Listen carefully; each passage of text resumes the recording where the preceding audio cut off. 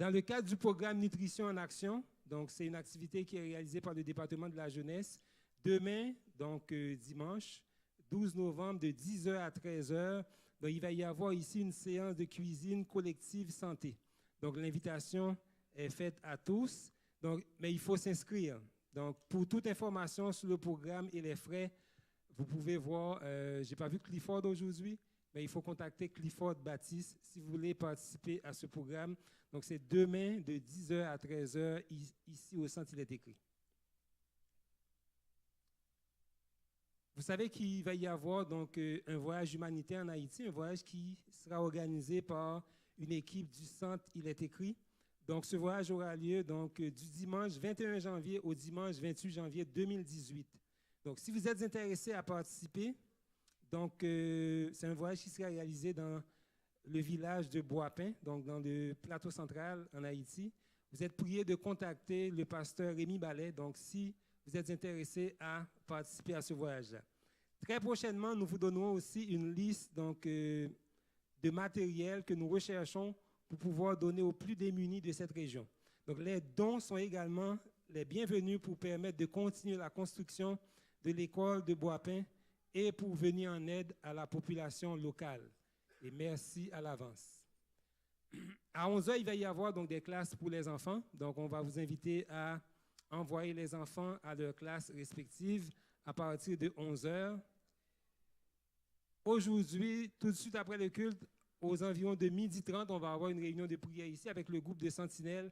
Donc, si vous voulez passer un moment en prière, donc vous êtes les bienvenus. Donc, on va passer environ une quarantaine de minutes ici à prier. Donc, c'est ouvert à tous.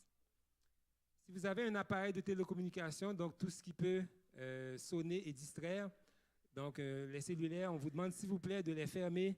On n'aimerait pas être dérangé pendant le culte. Le moment de louange sera animé par notre sœur Christelle Bouriel et le prédicateur du jour est le frère Sylvain Duval. Juste avant le moment de louange, on va vous inviter à rester un petit moment dans un esprit de prière, donc tout en vous préparant à entrer dans la présence du Seigneur. Que Dieu vous bénisse, passez un bon sabbat.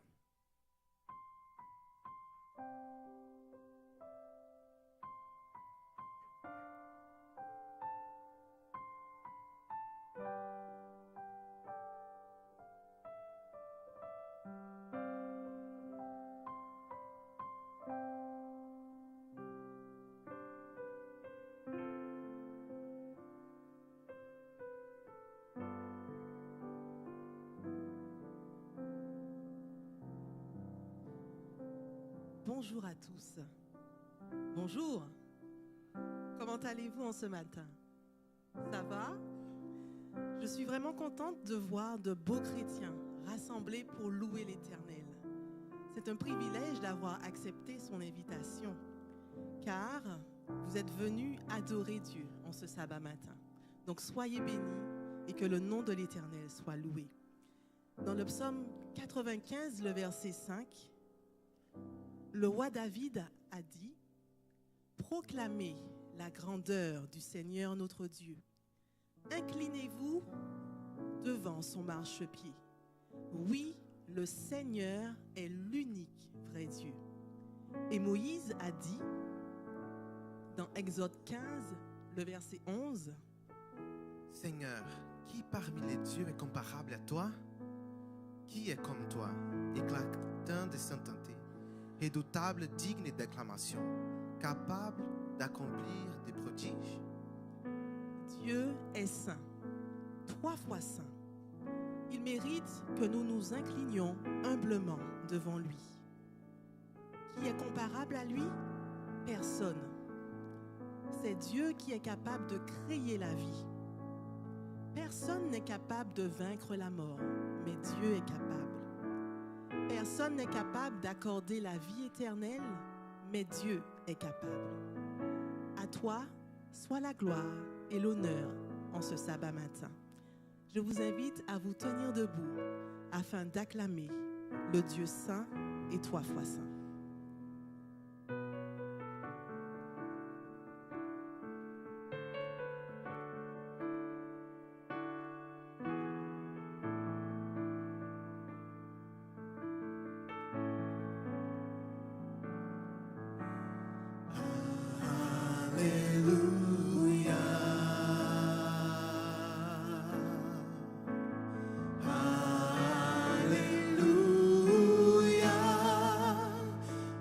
à Dieu le Seigneur Tout-Puissant.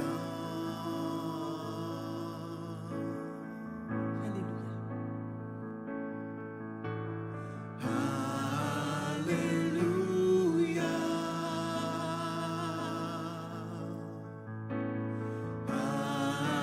Alléluia. Gloire à Dieu le Seigneur Tout-Puissant.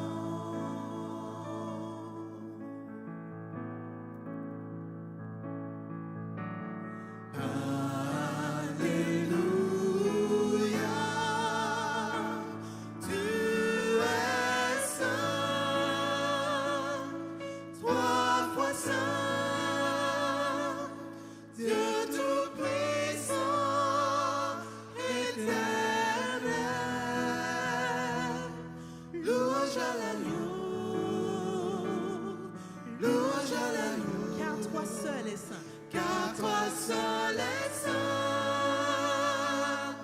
trois fois saint, Dieu Tout-Puissant, éternel. Louange. Louange à l'agneau, louange à l'agneau.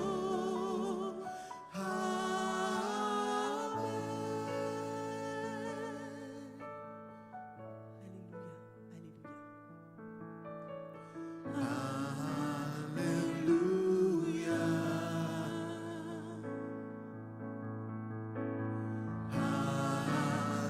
Alléluia. Gloire à Dieu le Seigneur Tout-Puissant. Alléluia. Une dernière fois pour notre roi.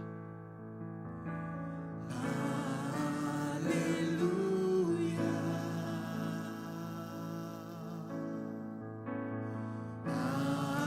Alléluia. Gloire à Dieu le Seigneur Tout-Puissant. Oui, Seigneur, nous savons que tu es un Dieu saint, trois fois saint, qui mérite l'adoration.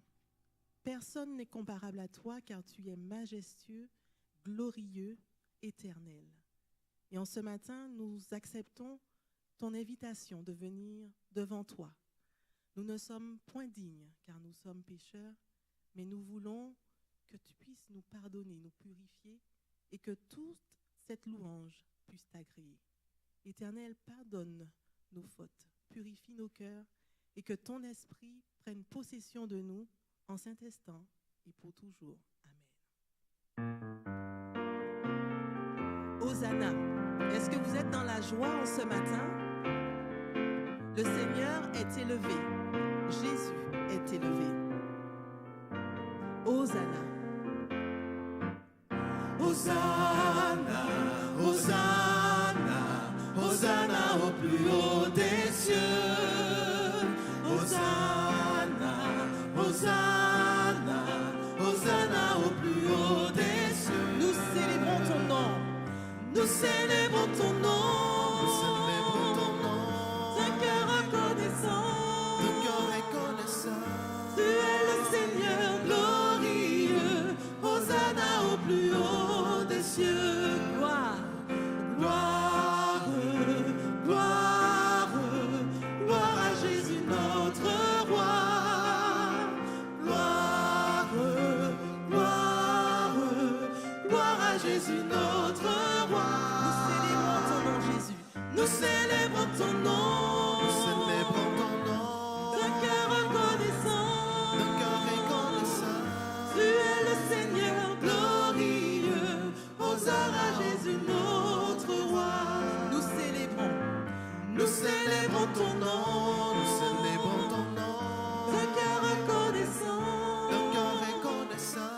Tu es le Seigneur glorieux. Hosanna à Jésus notre roi. Hosanna à Jésus notre roi. Amen. Nous venons de chanter que Dieu est un Dieu saint, qu'il est glorieux. Dieu est aussi le champion de l'amour. Un tel amour n'est pas comparable. Dieu nous aime tendrement, fortement, puissamment, car il est capable de nous aimer malgré nos faiblesses.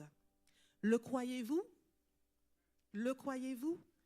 La Bible déclare dans Jean 3, le verset 16, je suis sûre que vous connaissez ce verset, « Car Dieu a tant aimé le monde qu'il a donné son Fils unique afin que quiconque croit en lui ne périsse point, mais qu'il ait la vie éternelle. » C'est une puissante déclaration.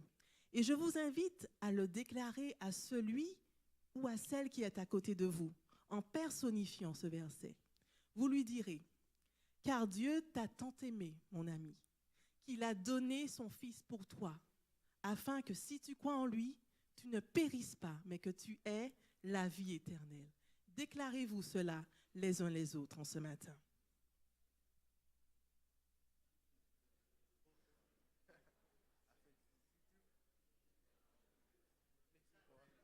Amen.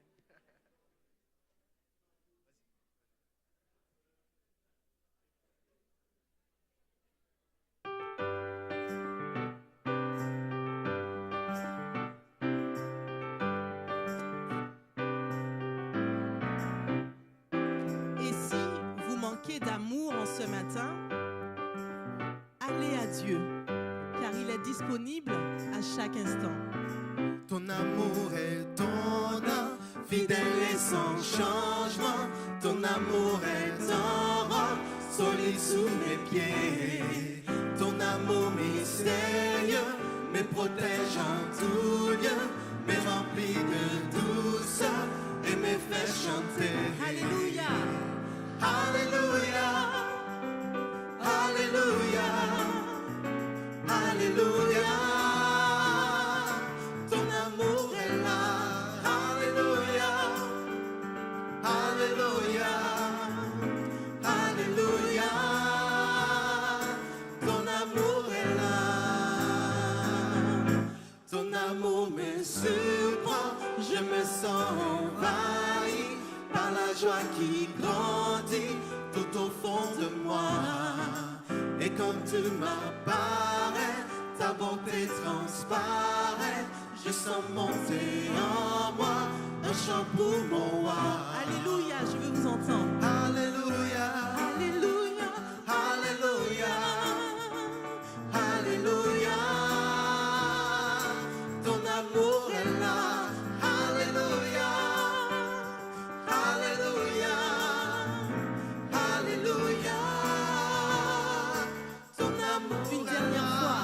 Alléluia, Alléluia, Alléluia. Ton amour est là. Alléluia, Alléluia, Alléluia. Ton amour est là. Amen. Je vous prie de vous asseoir.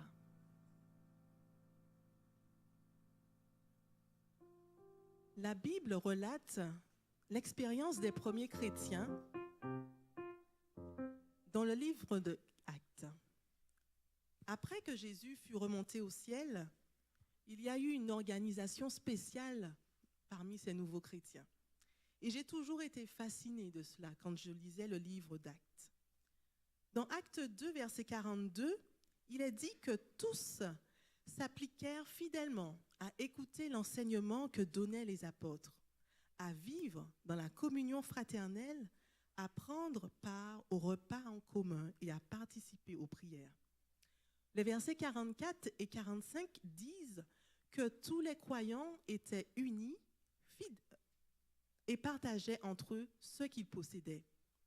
Ils vendaient leurs propriétés, leurs biens et répartissaient l'argent ainsi obtenu entre eux, entre tous, en tenant compte des besoins de chacun.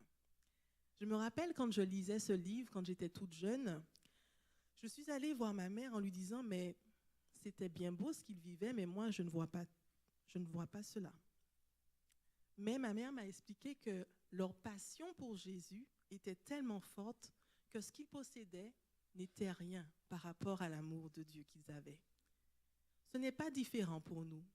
Nous pouvons partager aux autres ce que nous avons en participant avec les dîmes et les offrandes. Dieu nous donne de l'argent si nous travaillons, mais ce n'est pas pour nous seulement. C'est vraiment pour aider ceux qui ne le connaissent pas encore. Alors que les diacres vont passer pour récupérer ce que nous avons amené volontairement pour Dieu, je vous prie de chanter ensemble, tout joyeux, bénissons le Seigneur.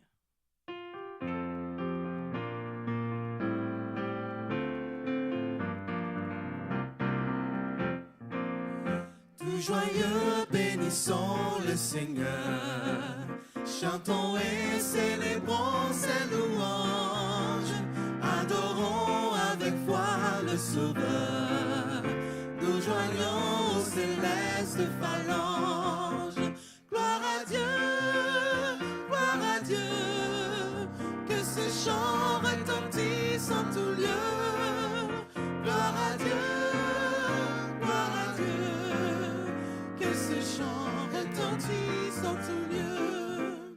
Dieu dans son incomparable amour, du ciel envoya son Fils unique, et la terre et les cieux dans ce jour s'unissent pour chanter ce cantique. Gloire à Dieu, que ce chant retentisse en tout lieu. Gloire à Dieu, que ce chant retentisse en tout lieu.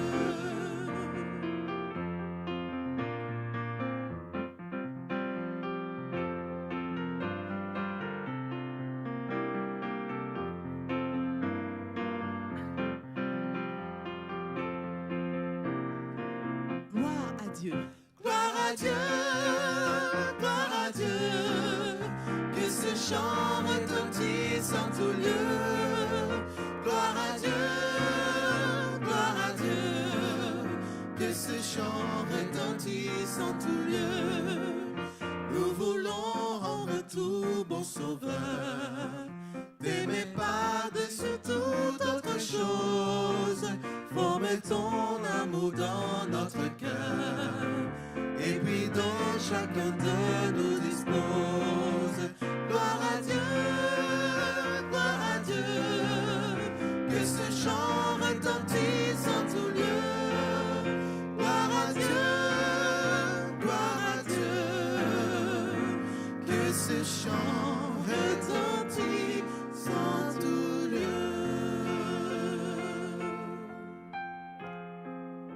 Je vous invite à vous mettre debout pour remercier Dieu de ce qu'il nous donne.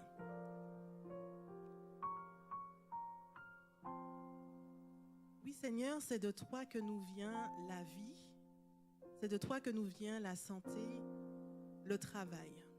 Et je sais que si nous avons cela, c'est une grâce de ta part. Merci de nous donner la capacité de nous réveiller chaque matin pour vaquer à nos divers travaux. Je te présente chaque don qui ont été récoltés en ce matin, afin que par ta sagesse, par ton esprit, il soit bien administré, pour que ceux qui ne te connaissent pas encore puissent savoir que tu es vivant et que tu es bon, que tu reviens bientôt. Permets-nous d'être, nous, des chrétiens contagieux de ton amour pour les autres. Encore une fois, que toute la gloire te revienne. Au nom de Jésus. Amen. Vous pouvez vous asseoir. Je vais demander à Samuel de me retrouver. Samuel, c'est un jeune qui fait partie de la jeunesse du centre et qui a un témoignage à partager avec vous par rapport à un projet qu'il a avec une autre personne de l'Église. Alors Samuel, qu'est-ce qui t'a amené à faire des études bibliques? Premièrement, je n'avais pas prévu de le faire et c'est Kate en fait qui cherchait quelqu'un pour faire des études bibliques avec Natalia et Guillaume qui ne sont pas là ce matin et je me suis porté volontaire et donc c'était ma première expérience pour donner des études bibliques. Donc tu m'as dit que c'est avec Kate, Natalia, Guillaume, et quel est l'objectif de vos études? Donc, premièrement, c'est apprendre à connaître Dieu, parce que ce sont deux personnes qui n'avaient pas forcément une connaissance de Dieu à la base. Donc, c'est ça, on a utilisé les découvertes pour lire et puis pour apprendre à connaître Dieu. Donc, les études découvertes, c'est 22 petits livrets. 24. 24 ou 26? C'est dans les environs. Et en fait, on parle on parle du début. On parle de quoi finalement? Ben, au début, on parle de Dieu, qui est Dieu, comment ça se passe, et puis au fur et à mesure, on rentre plus dans les détails un peu plus de la Bible, les choses plus théologiques, on va dire. Ok. Et en fait, qu'est-ce que cela t'apporte de faire des études avec des jeunes qui ne connaissent pas encore Dieu? Ben, ça apporte beaucoup. Déjà, ça nous apprend à communiquer avec les autres, à leur apprendre la parole et les choses comme ça. Et au début, on a un peu peur parce qu'on se dit qu'on n'est peut-être pas prêt pour faire ce genre de choses, mais avec le temps, ça apporte déjà de la connaissance aussi, parce qu'on apprend à chaque fois qu'on va, même si des fois on pense connaître certaines choses, mais par les questions qu'ils posent, on voit les choses différemment. Merci Samuel. Et quel conseil donnerais-tu à quelqu'un qui hésite à donner des études bibliques, à un jeune qui ne sait pas encore s'il veut, un adulte qui hésite? Quel conseil? Je dirais déjà de se lancer, parce que c'est ce à quoi Dieu nous appelle, de faire des autres des disciples et de les baptiser, tout ce qui s'ensuit. Donc, il faut apprendre peut-être, ou bien aller avec d'autres personnes qui savent déjà faire et puis apprendre à faire avec eux. D'accord, mais je te remercie beaucoup Samuel et je t'encourage à continuer tes études, les études bibliques, et à continuer aussi dans ton cheminement avec Dieu. Amen. Dieu nous invite vraiment à utiliser ce qu'il nous donne pour pouvoir atteindre les autres, soit par le don du chant, les études bibliques. Mais ce que vous êtes, vous pouvez l'utiliser. La trompette sonne, Dieu revient bientôt. Et chacun de nous, nous devons le dire à ceux qui nous entourent. La trompette sonne.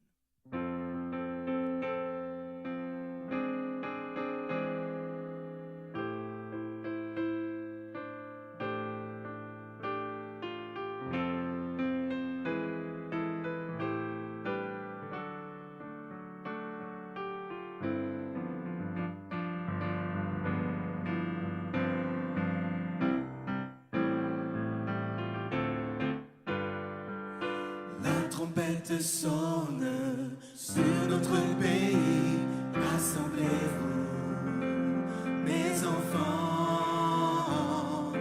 La trompette sonne sur notre pays, rassemblez-vous, pour prier ensemble, pour chercher ma face, implorer ma grâce, élever mon nom, recevoir des dons. Unissez-vous,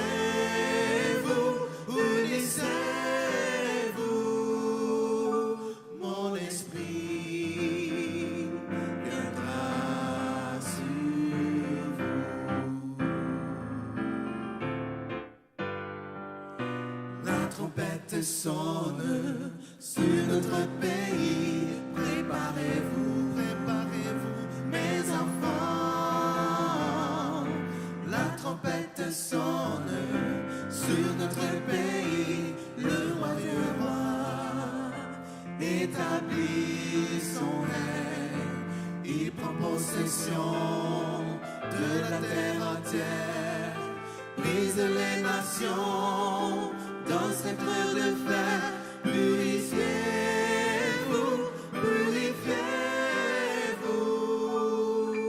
car le roi revient pour vous. La trompette sonne. La trompette sonne sur notre pays. Réveillez-vous, mes enfants. La trompette sonne sur notre pays. Réveillez-vous.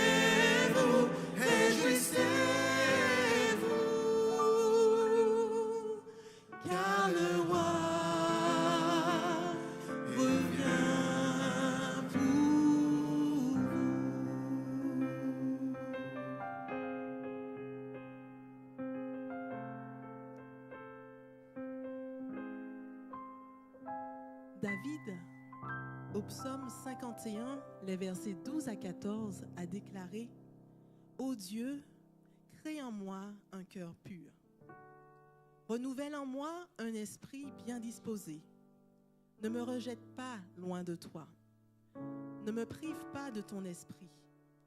Rends-moi la joie d'être sauvé.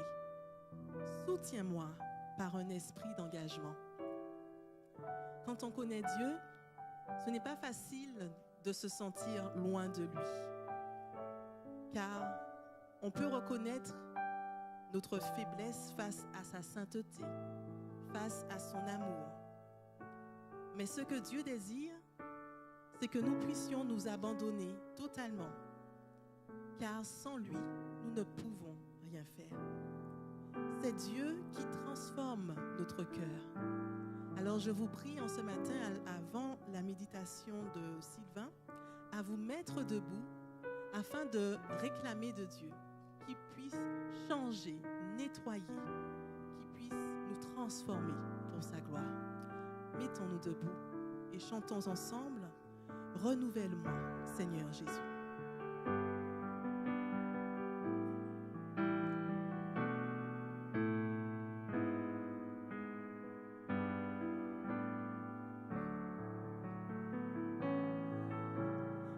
Renouvelle-moi, Seigneur Jésus.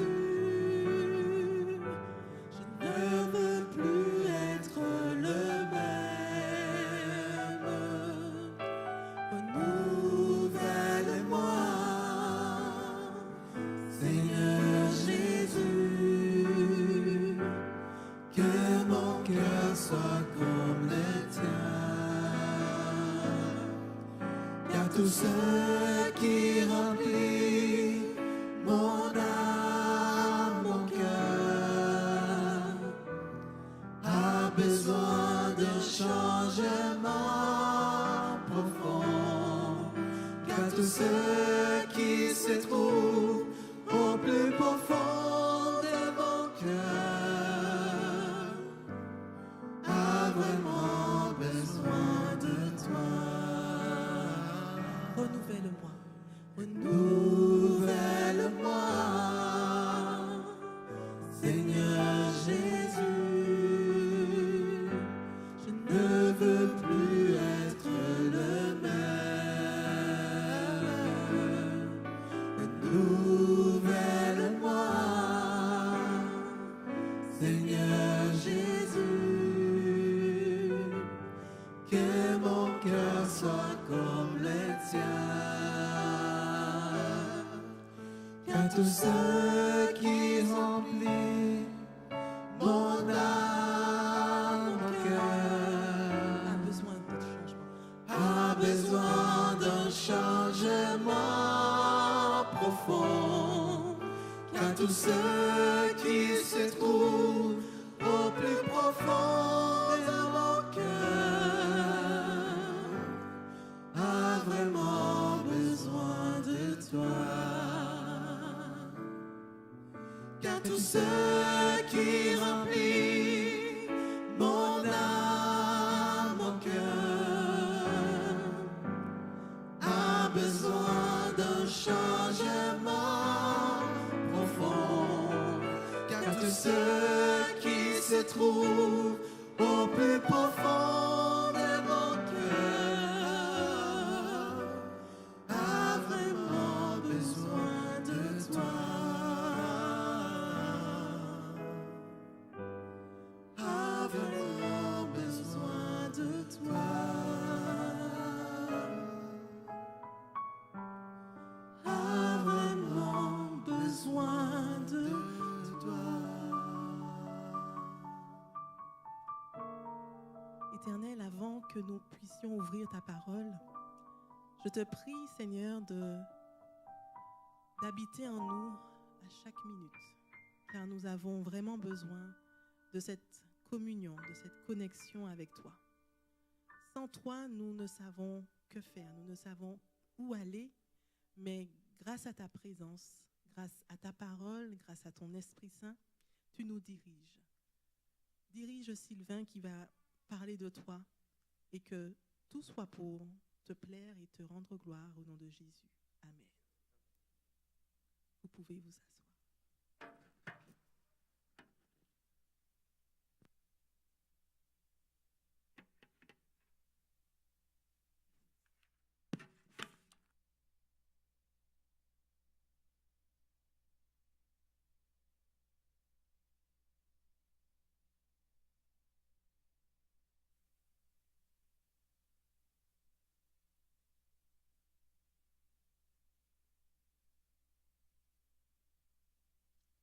Bonjour à tous.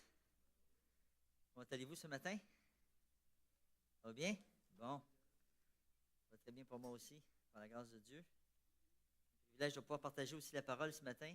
Comme vous savez, ou pour certains qui ne le savent pas, à 9h30, notre frère Jean-Robert Gardère a dirigé l'étude biblique. Donc, tous les samedis matins, nous avons aussi une étude biblique au 2e étage, pour ceux qui sont intéressés.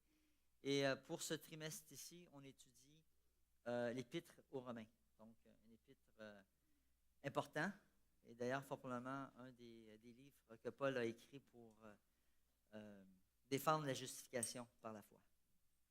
Donc, j'attends toujours la projection pour moi, ça va m'aider. Et sans plus tarder, on va tout simplement faire une prière, prier ensemble. Bon, Père Céleste, je veux te dire merci ce matin pour le privilège de pouvoir être réunis tous ensemble. Permets, Seigneur, qu'on puisse se cacher tous derrière ta croix ce matin. Que ton Saint-Esprit puisse nous diriger alors que nous allons parler de Yeshua le Messie, Jésus le Messie. Et on a besoin, Seigneur, de le reconnaître comme celui qui peut nous oindre par son esprit aussi. Donc on te demande, Seigneur, de nous assister ce matin. Et c'est au nom de Jésus-Christ que j'ai prié. Amen. Donc, écoutez, lorsqu'on a le privilège de partager la parole de Dieu, des fois on peut se poser la question, quel sujet je vais partager? Ou des fois, comme un ancien coach aussi m'avait mentionné, m'avait dit, Sylvain, est toujours avec toi un grenier, dans ton grenier, des thèmes. Hein, comme on met du grain dans nos greniers. Et je peux vous dire que cette fois-ci, c'est plutôt Dieu qui m'a dirigé parce que je priais, je disais, Seigneur, quel thème je pourrais partager? Il y a beaucoup de thèmes, j'ai beaucoup de thèmes.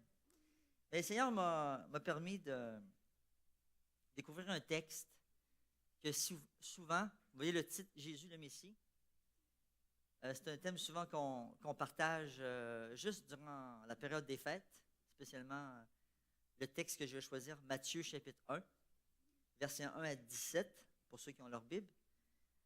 Et suite au chapitre, à cette portion de chapitre, on voit tout de suite la naissance de Jésus. Donc, c'est souvent un texte qui est utilisé pour parler de la naissance de Jésus le 24 ou le 25 décembre, tout dépendant quel jour le sabbat tombe, même si on sait que Jésus n'est pas né le 25 décembre. Je me disais, oh Seigneur, pourquoi tu veux que je prêche sur la généalogie de Jésus-Christ? Même nous, comme chrétiens, même moi personnellement, et justement, j'ai l'opportunité de faire partie d'un nouveau petit groupe, le groupe Bereshit.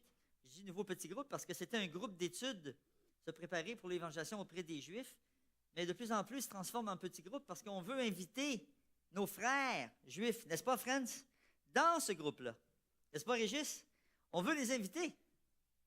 Il faut se préparer. Et c'est comme si Dieu est en train de me donner des textes pour découvrir que finalement, sur quoi devrions-nous appuyer notre enseignement lorsqu'on parle de Jésus? Et j'ai vu une illustration intéressante, des vitraux. 2 beaux vitraux. On n'est pas habitué d'avoir ces vitraux dans nos lieux de culte. Hein? Mais vous voyez, le premier, à votre gauche, c'est un vitraux qui représente Luc, vitrail, merci, Luc qui est assis sur les épaules de Jérémie. Et le deuxième vitrail,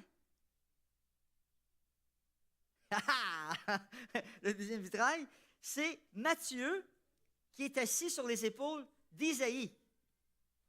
Ah, j'ai dit, c'est intéressant ça. Parce qu'à quelque part, souvent, on veut utiliser le Nouveau Testament, mais ignorer les Écritures de l'Ancien Testament. Oui ou non? Et lorsqu'on parle de généalogie, c'est encore pire. On veut sauter les textes parce que c'est beaucoup trop long. Puis en plus, on dit que certainement, il y a des noms qui sont compliqués à prononcer. Donc, on les prononce rapidement, puis on veut passer à d'autres choses.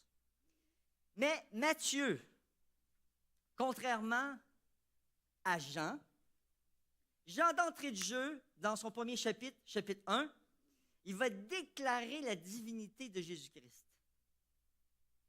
Mais Matthieu, qu'est-ce qu'il veut faire? Et si on se rappelle qui est Matthieu, Lévi, hein? Un juif, collecteur d'impôts, reconnu comme un traître auprès de ses frères juifs, il va commencer son texte par prouver la nature humaine et les origines de Jésus. Et là, il ne va pas seulement l'appeler Jésus, mais il va l'appeler Jésus-Christ. Donc, en grec, Christos, pour dire le Messie.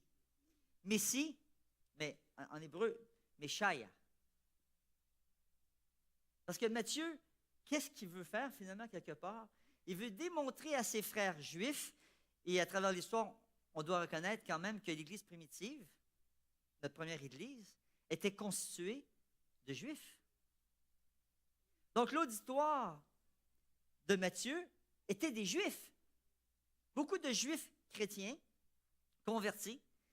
Et Matthieu voulait faire quoi finalement quelque part? Raffermir la foi de ses frères. Qu'ils ne s'étaient pas trompés dans le choix en acceptant Yeshua comme le Messie. Et peut-être que nous, on pourrait peut-être douter, parce que comme on est de plus en plus vers la fin des temps, ici on ne prend pas le temps d'étudier la parole, peut-être que dans les temps d'épreuve, on va commencer à douter que Jésus est le Messie. Et qu'est-ce que le Messie peut faire pour nous? Qu'est-ce que le Messie a fait pour nous? Et qu'est-ce qu'il peut faire pour toi ce matin si tu ne l'as pas reconnu comme le Messie? En plus, bien sûr, Matthieu avait dans son auditoire des Juifs non convertis au christianisme. Donc, il faisait face à un dilemme. Bien sûr, il va s'appuyer sur l'Ancien Testament. Jérémie parle du Messie. Isaïe parle du Messie. Donc, dans notre lecture biblique, Actes des Apôtres, chapitre 13, on a discuté. OK, c'est moi ici à l'écran qui me manque un bout, là. Au moins, là, c'est complet. Acte 13, versets 20 à 23. Qu'est-ce qu'on peut lire? C'est marqué, « Après quoi, il leur a donné des juges. » Donc, c'est la proclamation de Paul à Antioche. Il parle au peuple, il dit, « Après quoi, il leur a donné des juges. » Dieu a donné des juges à Israël. Jusqu'au prophète Samuel. Puis, ils ont demandé un roi. Il relate l'histoire.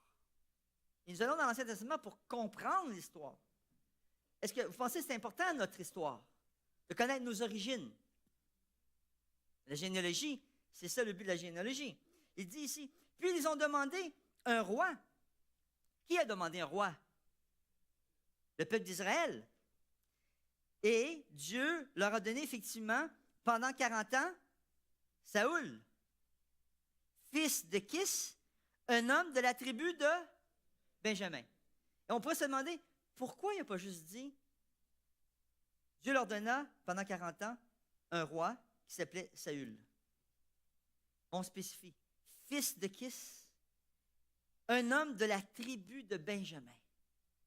Et c'est important pour les Juifs, peut-être pas pour nous aujourd'hui, et pour les Juifs, connaître de quelle tribu ils viennent. Pensez-vous que c'est important? Et dans la Bible, c'est très important parce que sans cette généalogie précise, on ne peut pas vraiment connaître quelle est la tribu de Jésus. Jésus vient de quelle tribu? Quelle est la généalogie de Jésus? Et Matthieu va dire, écoutez mes frères, mes frères juifs, mes frères qui m'écoutez, je vais vous démontrer maintenant, okay, que Jésus est le Messie à travers son humanité.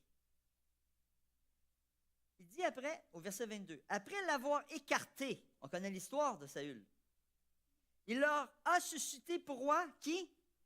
David, auquel il a rendu ce témoignage. J'ai trouvé David, fils de qui? De Jessé. » Oui, Isaïe, dans une autre version. Mais regardez, on spécifie, on prend le temps de spécifier. Homme selon mon cœur, qui fera toutes mes volontés. Et regardez bien la promesse ici. C'est de sa descendance que Dieu, selon sa promesse, Dieu a fait une promesse, a fait venir Yeshua, Jésus, comme sauveur pour Israël. Donc, on dit qu'Actes des Apôtres était écrit par Luc. Et Luc prend le temps de mentionner que de la descendance de David, Dieu était pour faire une promesse et envoyer Yeshua comme sauveur pour Israël. Donc, sur cette base, ce sont des citations de l'Ancien Testament, des promesses. Donc, quelle est la problématique pour Matthieu? Matthieu fait face à un dilemme. Lequel? Dans l'Ancien Testament, dans les textes de l'Ancien Testament, nous avons un Messie qui est souffrant et nous avons un Messie qui est victorieux.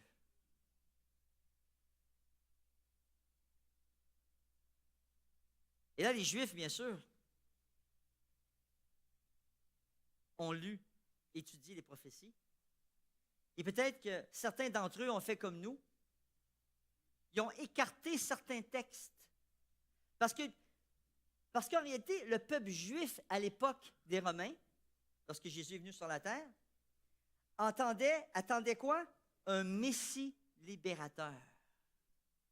Ils cherchaient leur indépendance politique. Ils voulaient retrouver cette suprématie mondiale lorsqu'ils étaient sous le règne du roi David. Et c'était difficile pour eux, malgré plusieurs se sont convertis au christianisme par le Saint-Esprit.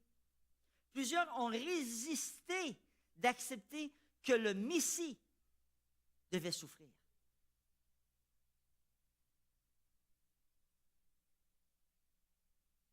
Parce que ce n'était pas un Messie qui pouvait les libérer tout de suite du joug du pouvoir romain.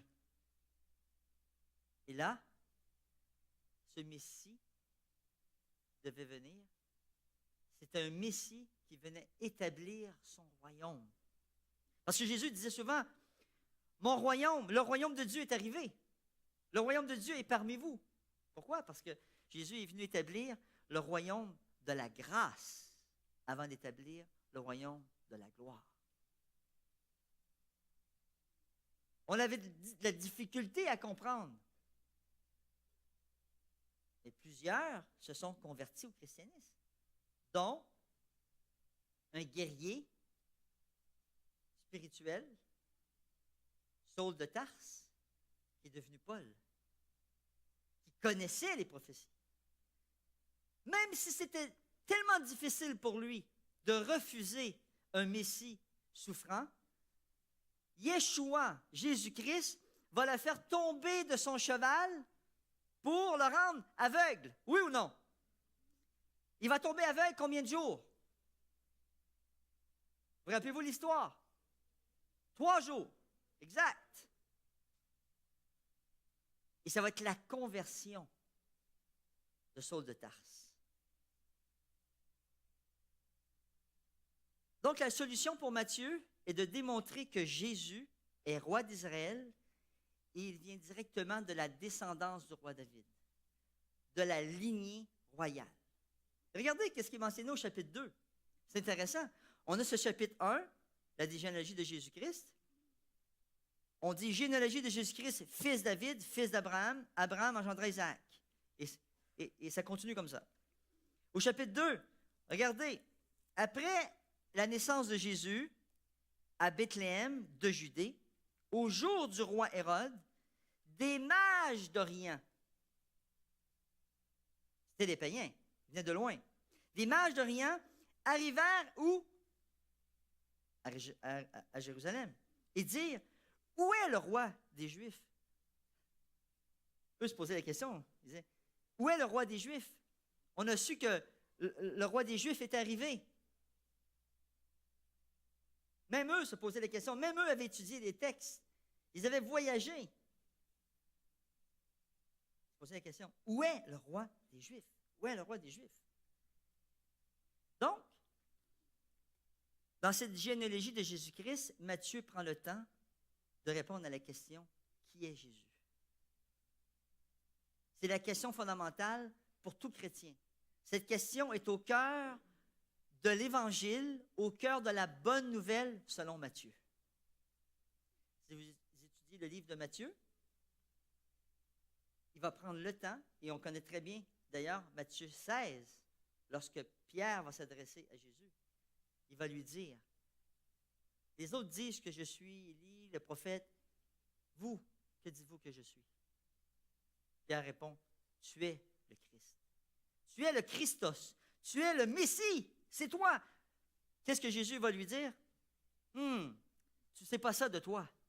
C'est mon Père qui te l'a révélé. C'était une grande vérité fondamentale pour tous les chrétiens. Donc, Matthieu va prendre le temps de faire cette démonstration. Mais il va mentionner aussi généalogie de Jésus-Christ, fils de David, fils d'Abraham. Donc, la généalogie. Est-ce que vous avez déjà fait votre arbre généalogique? C'est tout un travail. Ça prend des heures, ça prend des jours, ça prend des mois, ça prend des recherches. Et Matthieu a fait ces recherches pour démontrer la généalogie de Jésus-Christ. Avant de l'appeler Jésus, Christ, Jésus, le Meshaïa. Et Meshaïa, qu'est-ce que ça signifie? Qu'est-ce que ça signifie le mot Messie? Jésus, celui qui sauve. Mais le Messie, c'est le oint. Le oint, celui qui est oint. Et on voit que dans l'Ancien Testament, il y avait 3 personnes qui étaient oints, en général. Les prêtres de la tribu de Lévi étaient oints. Il y avait les rois, il y avait les prophètes. Ces 3 personnes recevaient une onction spéciale.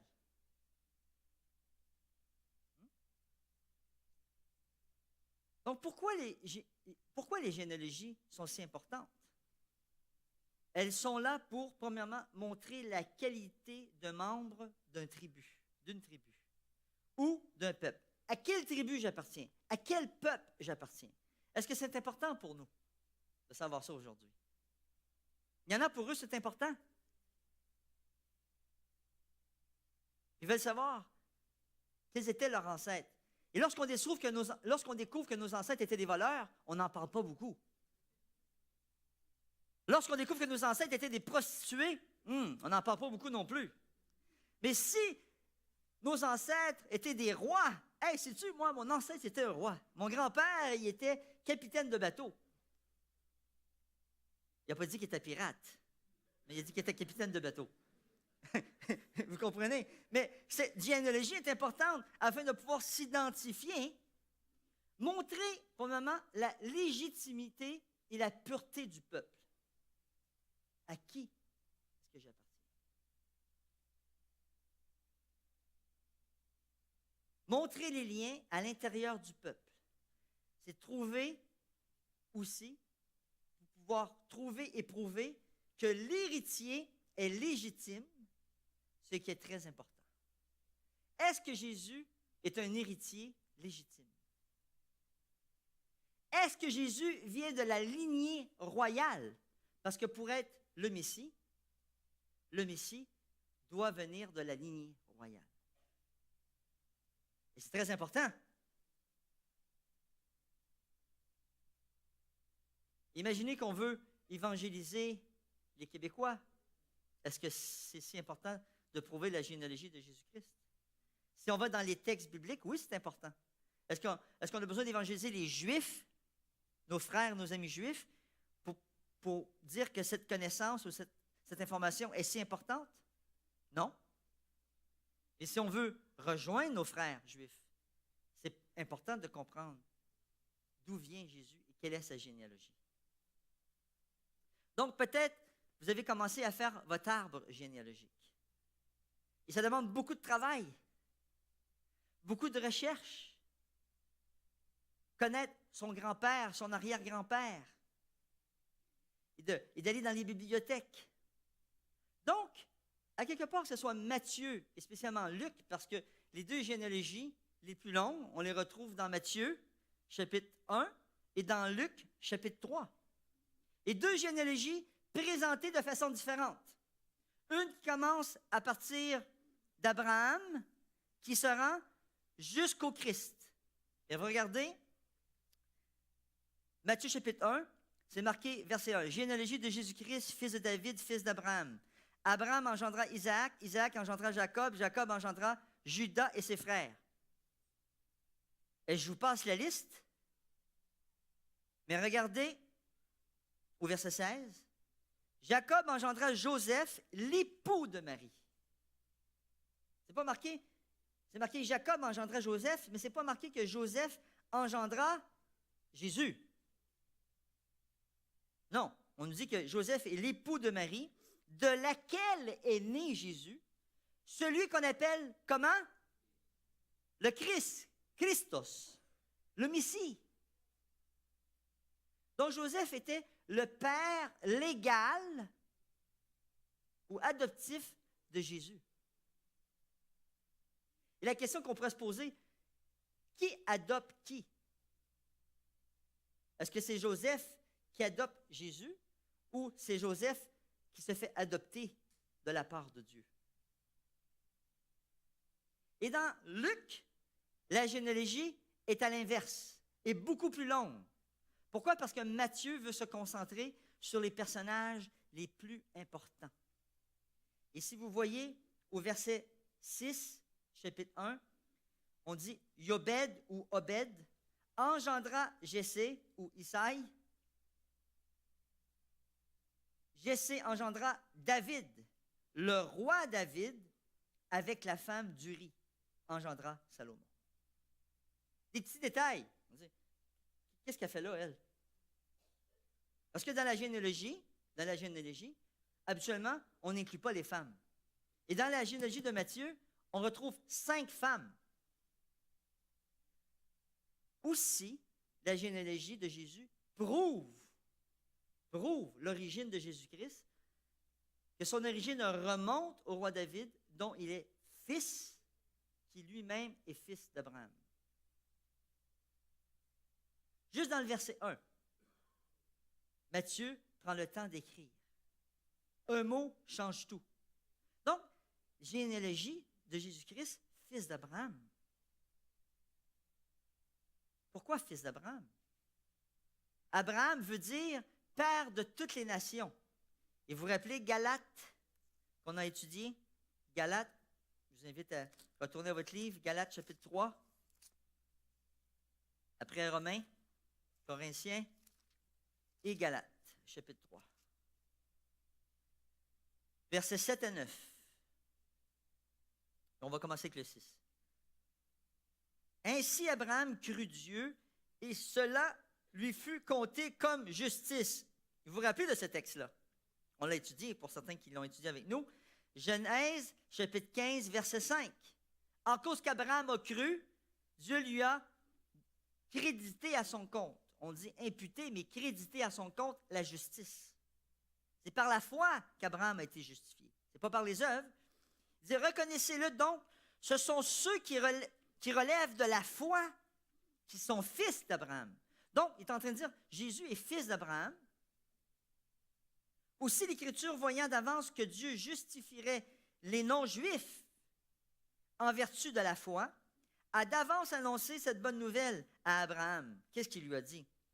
Toutes les nations seront bénies en toi, de sorte que ceux qui relèvent de la foi sont bénis avec Abraham, l'homme de la foi.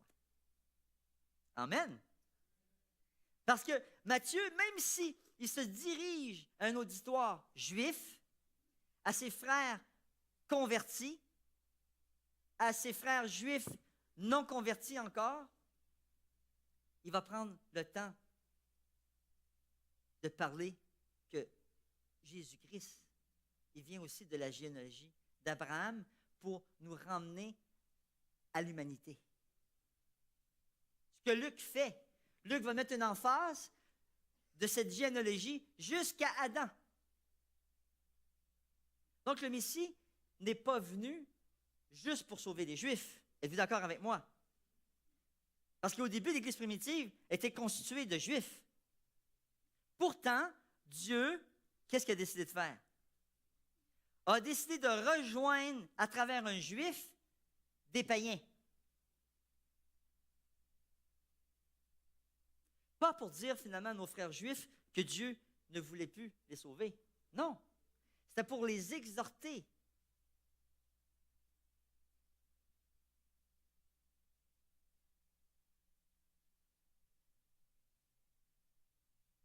Regardez, Rahab est l'une de ces 5 femmes qui est mentionnée dans ce texte. Et c'est une femme cananéenne, une femme païenne, qui avait entendu parler du Dieu Tout-Puissant et qui a joint et rejoint le peuple de Dieu. Et a rejoint ce peuple sous l'alliance que Dieu avait établie. Et son alliance est manifestée comment? C'est une question, hein? On peut échanger. C'est différent ce matin, non? L'alliance de Dieu est exprimée comment?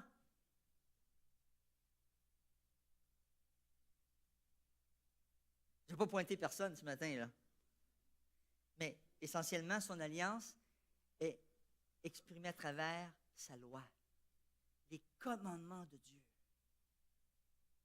Ceux qui acceptent l'alliance de Dieu, ceux qui rentrent dans le peuple de Dieu, c'est ceux qui rentrent sous ses commandements.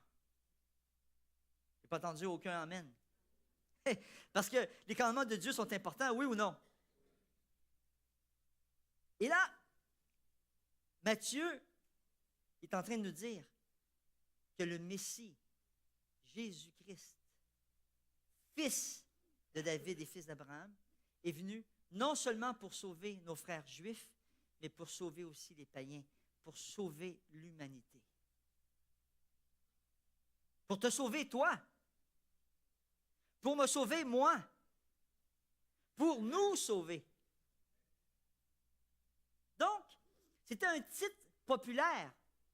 Parce que là, maintenant, on voit la généalogie de Jésus-Christ, mais oui, fils d'Abraham. Mais là, maintenant, mettons l'emphase sur le point que Matthieu décide de faire. Il met l'emphase sur David, finalement.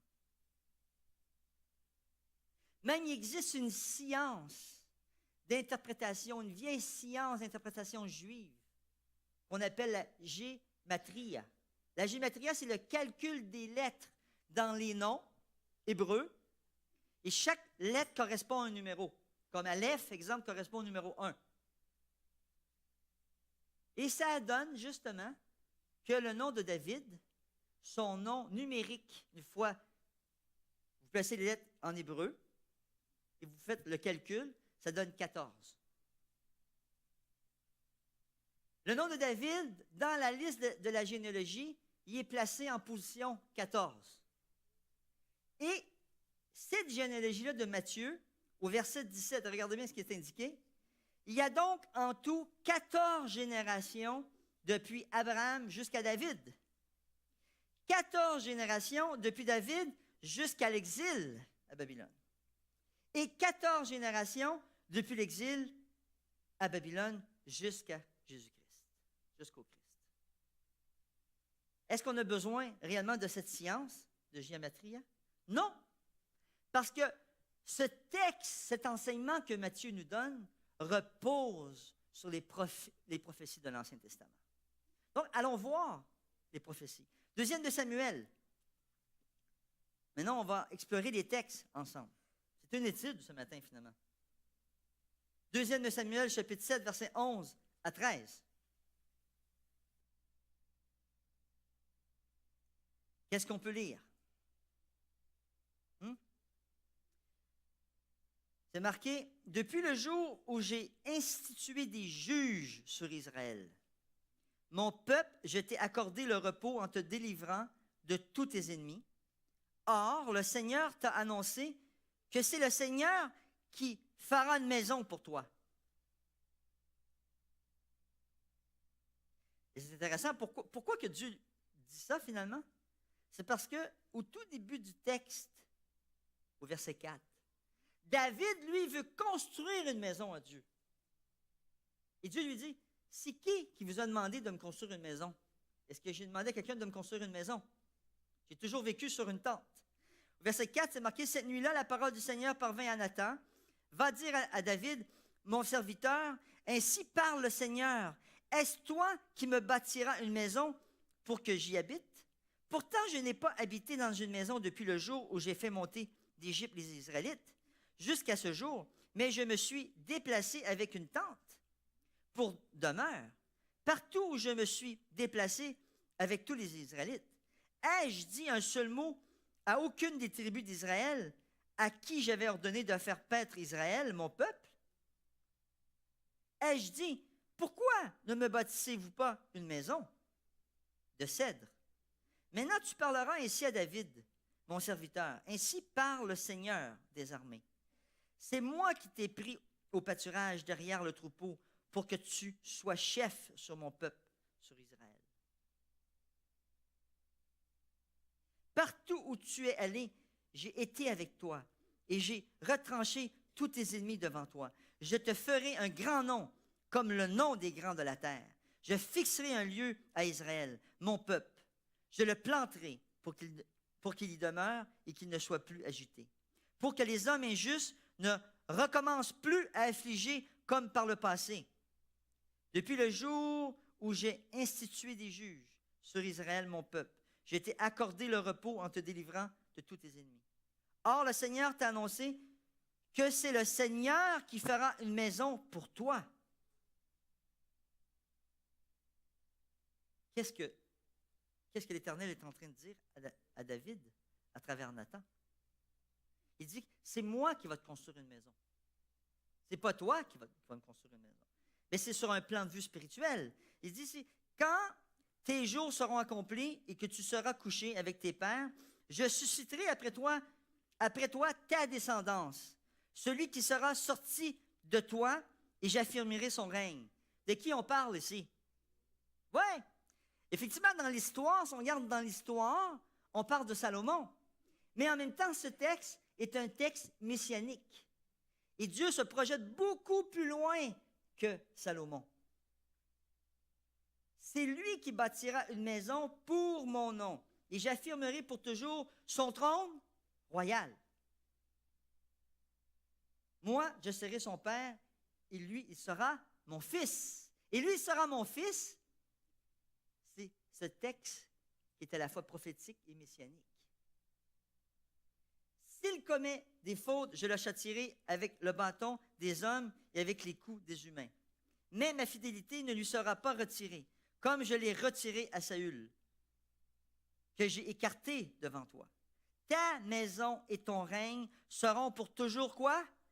Assurés devant toi, ton trône pour toujours affermi.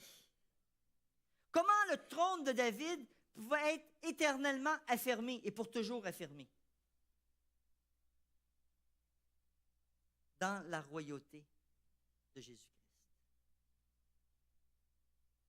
Il y avait une projection ici pour nous faire voyager à travers le temps et réaliser que Jésus venait directement de cette lignée royale. Nous avons en Romains, chapitre 1, verset 3. Allons en Romains 1, verset 3.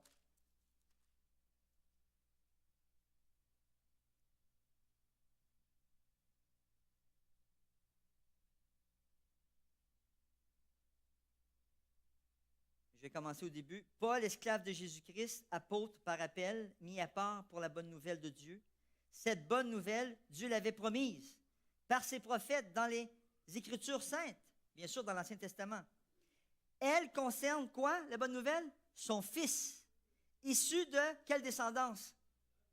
Descendance de David. Romains, Épître des Romains écrit par Paul. Il dit, issu de la descendance de David selon la chair, institué fils de Dieu avec puissance selon l'esprit de sainteté. Quel autre texte nous avons? Donc, on nous dit ici que Jésus est vraiment de la descendance de David. Et David reçoit la promesse que dans sa descendance, son trône sera établi à jamais. Donc, quand Dieu dit à David, moi, je vais te construire une maison, c'est-à-dire que je vais te construire une lignée royale à travers la venue du Messie. Dans Hébreux 7,14, et là, nous comparons des textes qui nous parlent. Hébreux 7,14. Regardez ce que c'est mentionné.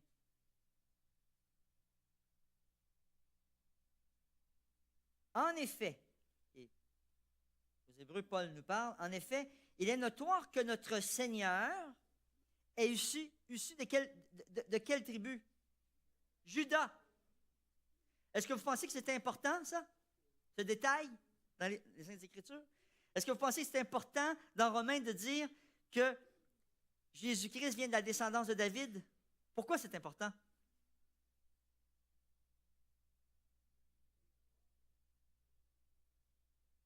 Oui, et cette généalogie-là est importante pour Matthieu pour prouver à nos frères juifs que Jésus est bien le Messie, parce que si Jésus n'avait pas une généalogie qui était connectée à David et connectée à la tribu de Judas, écoutez, eux, ils auraient terminé la conversation rapidement parce qu'ils avaient étudié les textes.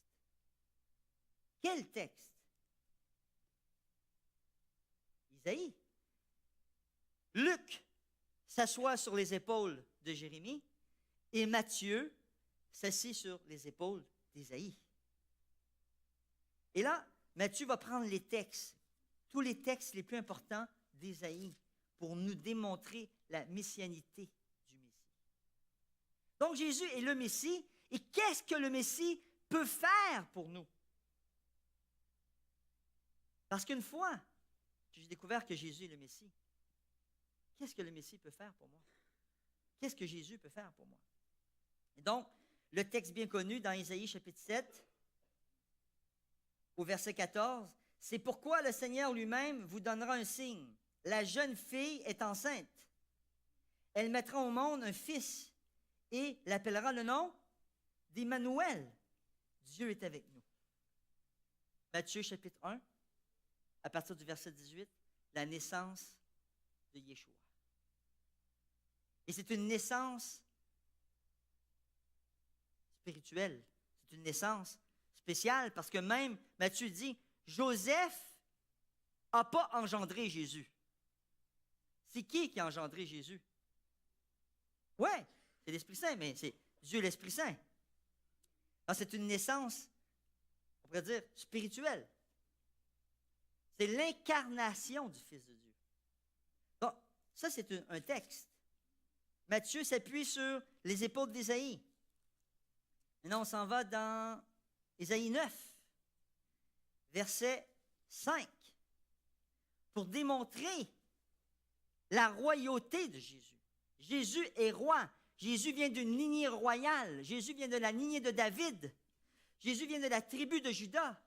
Et là, il dit au chapitre 9, « Car un enfant nous est né. » Aïe, aïe, aïe. Toujours en relation avec cette incarnation, un fils nous a été donné. Il a quoi? La souveraineté sur son épaule. On l'appelle le nom de conseiller étonnant, Dieu héros, Père éternel, Prince de paix. Des titres que nous donnons à Jésus.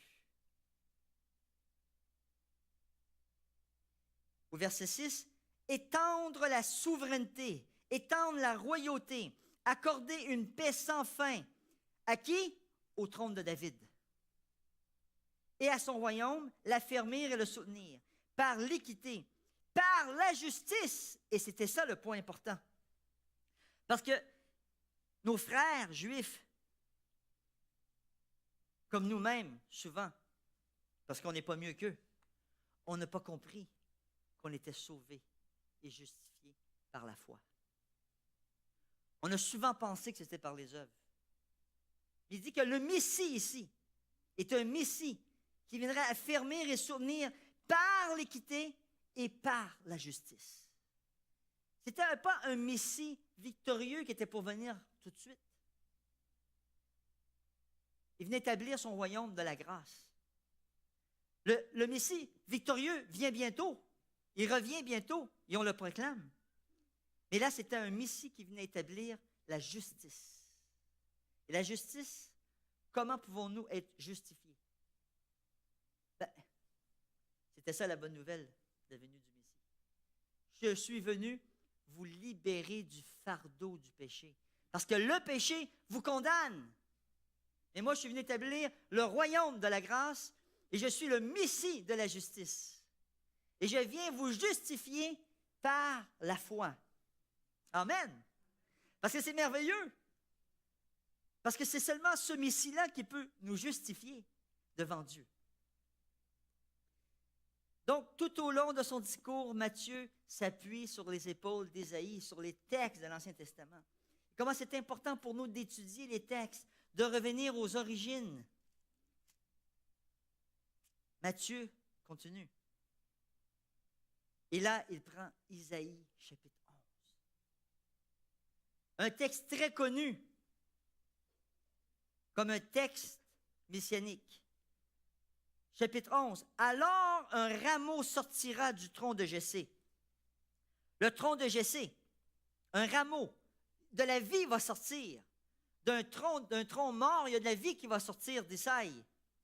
Il dit ici, un rejeton, c'est-à-dire un enfant de ses racines sera fécond.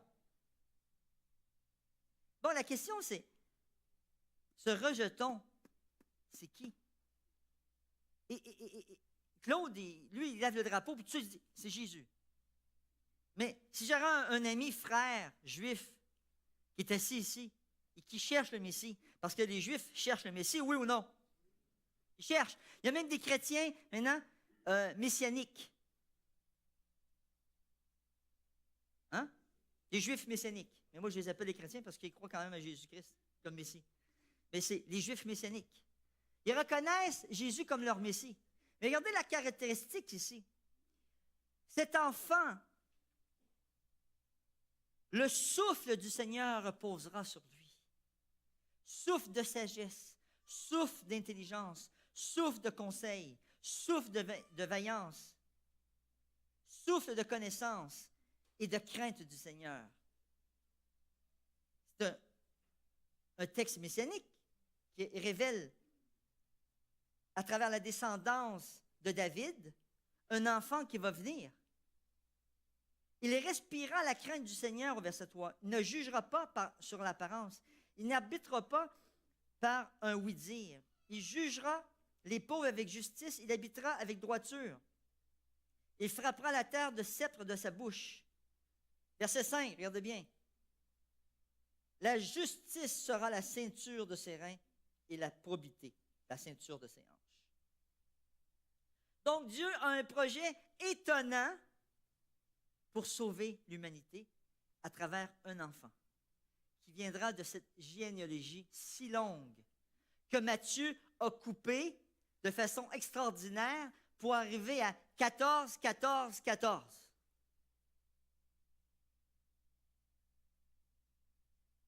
Et maintenant, Isaïe 53. Qui ne connaît pas Isaïe 53? On nous parle, le serviteur du Seigneur méprisé et justifié. On parle le Messie, comment le Messie va souffrir.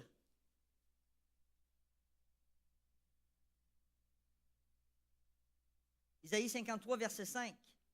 Or, il était transpercé à cause de nos transgressions, écrasé à cause de nos fautes. La correction qui nous vaut la paix est tombée sur lui, et c'est par ses meurtrissures que nous avons été guéris. Nous étions tous errants comme du petit bétail.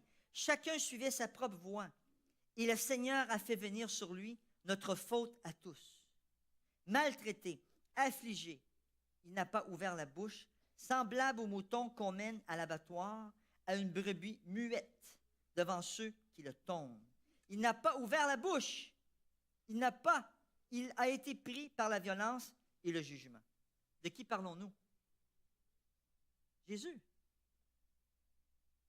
Un texte messianique. Matthieu se repose sur ce texte. Mais regardez, tout au long d'Ésaïe, cette personne en Jésus-Christ, cette personne qui est Jésus, en tant que Fils de l'homme, va recevoir aussi l'onction. Parce que Jean le Baptiste ne veut pas baptiser à quelque part Jésus. Quand Jean-Baptiste voit arriver Jésus, wow, il dit, c'est lui. Et Jean-Baptiste, qu'est-ce qu'il lui dit? Il lui dit, écoute, je paraphrase là, il dit, écoute, je pense que je ne devrais pas, moi, te baptiser, là, c'est toi qui devrais me baptiser quelque part. Et Jésus lui dit, accomplissons la justice, accomplissons les Écritures. Et là, Jean-Baptiste va baptiser Jésus.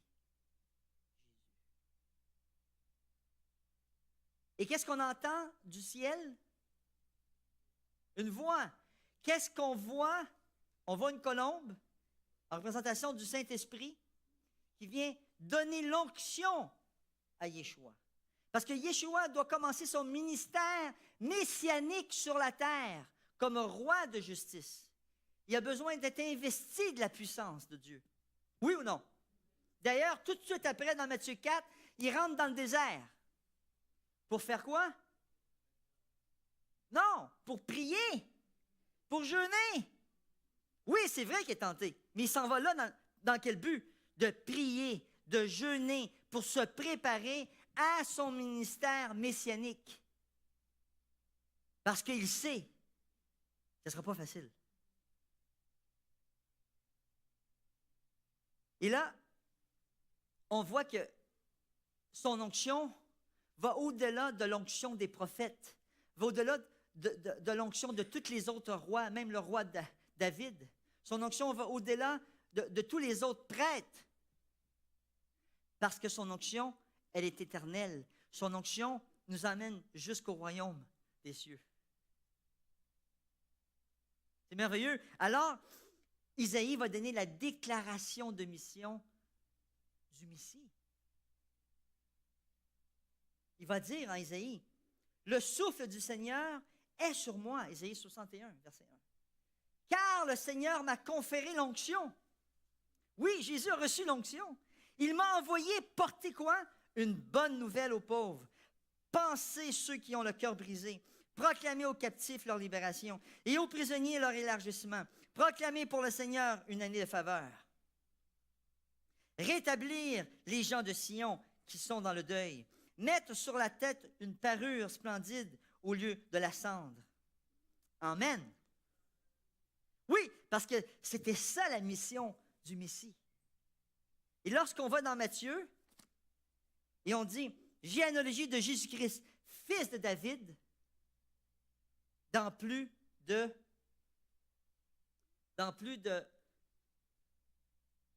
plusieurs textes, plus de 7 textes. Titre, fils de David, utilisé par Matthieu, au moins dans 7 versets, ou 7 textes bibliques. On revoit, fils de David, fils de David. Il y avait des gens qui étaient sauvés, des païens, des femmes, des hommes. Ils disaient, fils de David, fils de David, fils de David. Et les Juifs, à quelque part, ils disaient, quand est-ce qu'ils vont arrêter de l'appeler fils de David? Parce que c'était un titre qui était utilisé pour qui? Pour le Messie. Non, pas pour Jésus. Yeshua, oui, ok, Yeshua c'est son nom, mais c'est Yeshua Christos. C'est le Messie. C'était lui. Et là, c'est intéressant parce que Isaïe, imaginez-vous, je retourne dans Isaïe avant de revenir dans Matthieu, Isaïe 35, verset 5. Isaïe 35, verset 5. Qu'est-ce que le Messie peut faire pour nous? Maintenant qu'on sait que le Messie, c'est Jésus, mais qu'est-ce que le Messie peut faire pour nous? On nous dit dans les textes d'Isaïe, Isaïe 35, verset 5, que le Messie, prophétiquement, va redonner la vue aux aveugles. Il dit ici, au verset 3, commençons. Rendez fortes les mains faibles, affermissez les genoux qui font trébucher. Dites à ceux dont le cœur palpite, soyez forts, n'ayez pas peur. Il est là, votre Dieu. La vengeance viendra, la rétribution de Dieu. Il viendra lui-même vous sauver. Alors les yeux des aveugles seront dessillés, les oreilles des sourds s'ouvriront. Alors les boiteux sauteront comme un cerf, et la langue des muets poussera des cris de joie. Alléluia! Parce que Jésus, c'est ça qu'il est venu faire. Et quand les gens se sont posé des questions, et quand Jésus a envoyé un de ses disciples parler à Jean le Baptiste, tu lui diras à Jean le Baptiste, écoute, je sais que ce n'est pas facile ce que tu vis, mais tu lui diras, les boiteux marchent, les aveugles regardent, les muets parlent, les sourds entendent. Aïe, aïe, aïe. Jean-Baptiste était là, puis dans sa prison, il chantait, j'imagine, parce qu'il savait que Jésus était le Meshaïa. Il venait sauver, il venait restaurer, il venait libérer le peuple de leurs péchés. Et si vous regardez dans le texte, les citations, Matthieu 1:1, fils de David, Matthieu 9:27, fils de David, Matthieu 12:23, fils de David, Matthieu 15:24, par une Cananéenne, fils de David. Lorsque Jésus est rentré en gloire à Jérusalem, fils de David, Hosanna au fils de David. Matthieu 22, fils de David. Et allons maintenant, de façon concrète, qu'est-ce que ce Messie peut faire pour nous? Qu'est-ce que Jésus peut faire pour nous? Parce qu'Isaïe 35 dit qu'il peut nous redonner la voix, la vue, et c'est intéressant parce que dans ces 7 textes rattachés à fils de David, il y en a plus de 3 que ce sont des aveugles qui vont lui crier « Fils de David ». Des aveugles vont lui dire « Fils de David, aie pitié de moi ». Parce que j'ai entendu parler que tu es venu pour donner la vue aux aveugles. Je suis aveugle. Est-ce que ce matin, nous sommes par hasard aveugles aussi? Est-ce que nous avons perdu de vue le Messie? Parce que le texte dans Matthieu 20, versets 29 à 30, à 33, à 34, il nous dit, donc Matthieu 20, versets 29 à 34. Lorsqu'ils sortirent de Jéricho, une grande file le suivit. 2 aveugles assis au bord du chemin entendirent que Jésus passait et crièrent « Aie compassion de nous, Seigneur, fils de David. » La foule les rebroutait pour les faire taire, mais ils n'en crièrent que plus fort. « Aie compassion de nous, Seigneur, fils de David. » Jésus s'arrêta, les appela et dit, « Que voulez-vous que je fasse pour vous? » Ils lui dirent, « Seigneur, que nos yeux s'ouvrent. » Jésus, est-ce que Jésus avait des émotions? C'est marqué Jésus, ému, leur toucha les yeux. Aussitôt, ils retrouvèrent la vie et le suivirent. Il y a quelque part, si on a besoin de retrouver la vue spirituelle, on doit crier « Aie pitié de moi, fils de David! Aie pitié de moi, fils de David! » Et ce matin, je vous inviterai avec moi à crier « Aie pitié de moi, fils de David! » Ceux qui en ont besoin, dites-le « Aie pitié de moi, fils de David! » Parce que vous allez parler au Messie. Et regardez, ces 2 aveugles, assis au bord du chemin, entendirent que Jésus passait. Alléluia! Parce que ces 2 aveugles n'étaient pas sourds, parce qu'il y en avait des aveugles plus sourds. Oui ou non? Aïe, aïe, aïe, c'est pas facile. Mais ces 2-là étaient assis sur le bord du chemin. Ils ont entendu, Yeshua est en chemin. Aïe, aïe, aïe. Hé, on est ici, nous. On ne te voit pas, mais on a entendu parler de toi. Viens. Aie pitié de moi. Est-ce que je peux dire à Jésus, aie pitié de moi? Est-ce que je peux dire à Jésus, aie pitié de moi? Parce que c'est la réalité. Parce que nous sommes tous des pécheurs. Seigneur Jésus, aie pitié de moi ce matin. Redonne-moi la vue que j'ai perdue. Et le pire, regardez, aie compassion de nous, Seigneur, fils de David. La foule les rabrouait pour les faire taire, mais ils n'en crièrent que plus fort. Il y a des gens autour de nous, les amis. Il y a des gens autour de nous qui nous empêchent de parler, de crier à Yeshua, le Messie. Il y a des gens qui ne veulent pas qu'on dise que Jésus est le Messie. Ils veulent nous faire taire. Mais moi, je vous invite à crier plus fort. Criez plus fort. Mais criez avec de l'amour. Criez en vous appuyant sur les textes de l'Ancien Testament. Pas avec des histoires inventées. Pas avec Internet. Utilisez la Bible. Oui ou non? C'est ça qu'on a besoin, les amis. Parce que c'est ça que Matthieu nous a démontré. Il nous dit ici, « Aie compassion de nous, Seigneur, fils de David. » Jésus, alors, s'arrêta. Est-ce que Jésus s'est pas arrêté une fois dans ta vie, sur ton chemin, lorsque tu lui as parlé? Est-ce que Jésus ne t'a pas écouté? Même si toi-même tu as quitté le chemin, Jésus t'entend encore. Jésus est prêt à s'arrêter encore. Jésus est prêt à te redonner la vision spirituelle du Messie. Il dit ici, « Que voulez-vous que je fasse pour vous? » Et vous savez, cette phrase, elle me percute dans le cerveau. Savez-vous pour quelle raison? Parce que quand j'étais jeune, j'étais au stade olympique en face, que vous voyez ici. Là. J'étais là. Quand le pape Jean-Paul II est venu, les amis, il y avait une foule immense. C'est géant. Parce que j'étais catholique, très impliqué dans l'Église. Et j'avais fait le voyage, imaginez-vous, de Sherbrooke à Montréal, la grosse affaire, OK, pour venir au stade olympique. Et là, quand je suis rentré dans le stade olympique et j'ai vu tout ce monde-là, j'ai dit, wow! On pouvait sentir quelque chose de particulier, qu'on veuille pas. Et là, la foule parlait au pape, et le pape a dit une seule phrase. Il a dit cette phrase-là. Parce que le pape, il se croit le représentant de Dieu sur la terre, alors que ce n'est pas lui.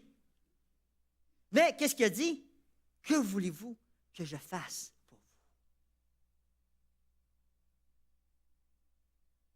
C'est ça qu'il a dit. Vous auriez dû entendre un silence. Parce que ceux qui avaient étudié les Écritures, ils savaient qu'il était en train de citer. Il y en a qui ont une Bible, là, c'est écrit en rouge. Toutes les paroles de Jésus sont écrites en rouge. On dit, hey, c'est Jésus qui a dit ça, c'est pas le pape qui a dit ça. C'est Jésus qui a dit ça la première fois. Il a dit, que veux-tu que je fasse pour toi? Qu'est-ce que tu veux que Jésus fasse pour toi ce matin? Dis-lui. Dis-lui. Parce que Jésus, il est Yeshua, le Messie, le roi d'Israël. Et lui dire, Seigneur, que nos deux yeux s'ouvrent. Ému, Jésus leur toucha. Est-ce que tu penses que Jésus ne peut pas te toucher? Que Jésus ne peut pas te rejoindre? Jésus peut te toucher ce matin. Jésus peut te restaurer. Jésus peut te donner la victoire sur le péché. Jésus peut rompre tes chaînes totalement au nom de Yeshua. Il peut te libérer totalement. Donc, je veux t'inviter, pendant ce chant, que mes compagnons, mes collègues vont faire, d'écouter ce chant. Tes oreilles ont entendu parler de Yeshua, le Messie. Mais tes yeux vont voir le Messie dans sa gloire. Et si quelqu'un parmi nous veut bien ce matin, pendant le chant, s'approcher pour être libéré par le Messie, quelqu'un qui a besoin de réconciliation, je vais l'inviter ce matin. Écoutons le chant en silence.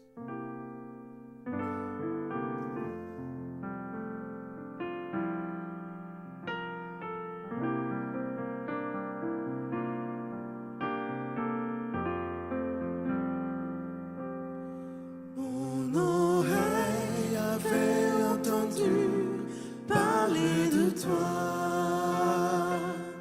mais maintenant mon œil te voit. Maintenant mon œil te voit. Maintenant mon œil te voit. Jésus mon roi. Mon oreille avait entendu parler de toi, mais maintenant mon œil te voit. Maintenant mon œil te voit. Maintenant mon œil te voit. Jésus mon roi. Désormais je veux célébrer ton nom, Seigneur, car maintenant mon œil te voit. Maintenant mon œil te voit. Maintenant mon œil te voit. Jésus mon roi. Désormais je veux célébrer ton nom, Seigneur, car maintenant mon œil te voit. Maintenant mon œil te voit. Maintenant mon œil te voit. Jésus mon roi. Mon oreille avait entendu parler de toi, mais maintenant mon œil te voit. Maintenant mon œil te voit. Maintenant mon œil te voit. Jésus mon roi.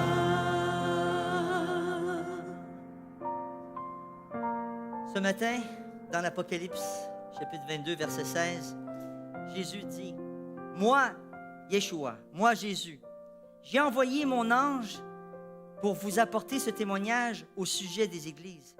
C'est moi qui suis le rejeton. C'est moi qui est la postérité de David. » On termine l'Apocalypse, la révélation de Jésus-Christ. Et Jésus lui-même dit, « Je suis le rejeton. Je suis la postérité de David. Je suis le Messie. » Et ce matin, au nom de Yeshua, au nom de Jésus-Christ, si tu veux venir en avant, afin qu'on puisse prier pour toi, je t'invite à venir. Ne regarde ni à droite ni à gauche. Ne te préoccupe pas des autres. Amen. Mais focus sur le Messie, Yeshua, celui qui peut te libérer, celui qui peut te redonner la vision céleste, celui qui peut t'aider à te préparer pour son retour dans sa gloire. Amen. Parce que Yeshua, sa mission, c'est de nous restaurer. C'est de nous restaurer. À toi la gloire, Seigneur. À toi la gloire, Seigneur. Aie pitié de moi, fils de David. Aie pitié de nous, fils de David. Ô Jésus, Jésus-Christ, c'est toi le Messie. C'est toi le libérateur. Je demande, Seigneur, pour cette assemblée ce matin, je demande pour ces gens qui se sont approchés. Je te demande, Seigneur, pour ceux qui sont assis et qui actuellement te parlent.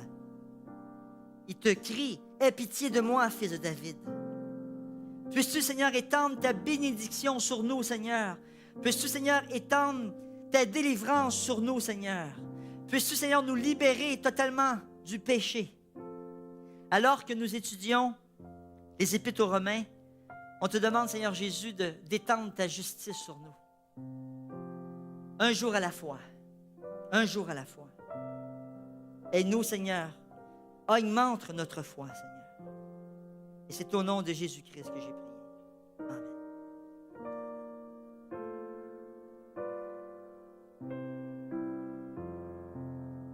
Allez vous asseoir. Donc, attendez la sortie des diacres, s'il vous plaît.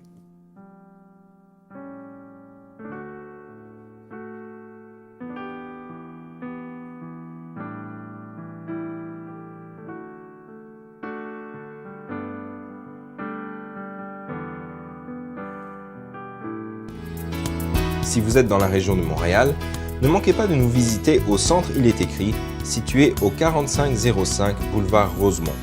Chaque samedi à 10h30, un message biblique y est présenté et une large place est faite à la musique, la prière en toute simplicité. Pour connaître nos autres lieux de rencontre dans la province du Québec, visitez ilétécrit.tv ou appelez-nous au 1-866-729-3515.